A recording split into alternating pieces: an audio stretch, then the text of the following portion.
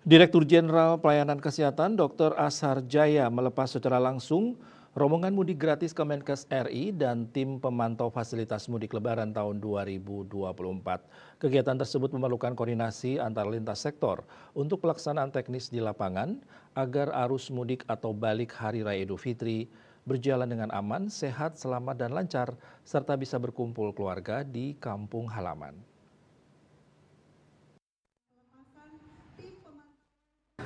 Direktur Jenderal Pelayanan Kesehatan Dr. Ashar Jaya melepas secara langsung rombongan mudik gratis Kementerian Kesehatan dan tim pemantau fasilitas kesehatan mudik Lebaran 2024.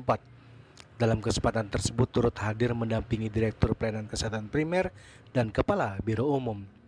Kementerian Kesehatan menyiapkan 28 armada bus tujuan Pulau Jawa dan Sumatera dalam program mudik gratis yang diperuntukkan bagi pegawai Kemenkes beserta keluarga menuju Purworejo, Yogyakarta, Solo, Surabaya, Palembang, dan Padang.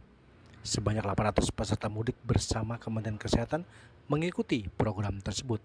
Dalam sambutannya, Dirjen Yankes menyatakan bahwa diperkirakan pada tahun 2024 kali ini 193,6 juta orang akan melakukan perjalanan mudik Idul Fitri, meningkat dibandingkan Idul Fitri tahun 2023 yakni 123,8 juta orang. Serta puncak arus mudik diperkirakan pada H-2 atau Senin 8 April 2024.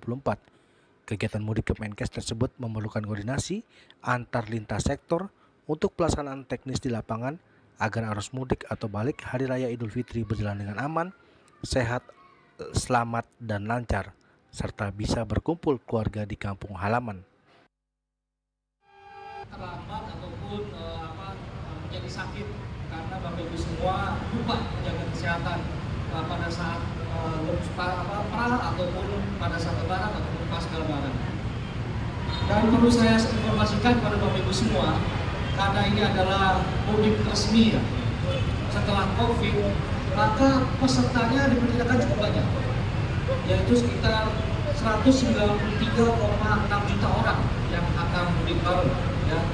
Dan diperkirakan awal puncaknya ya itu H-2, yaitu hari Senin 8 April ya, itu menjadi puncaknya sekitar 26,6 juta orang yang akan pulang kampung masa puncak pada saat arus mudik ke kampung halaman.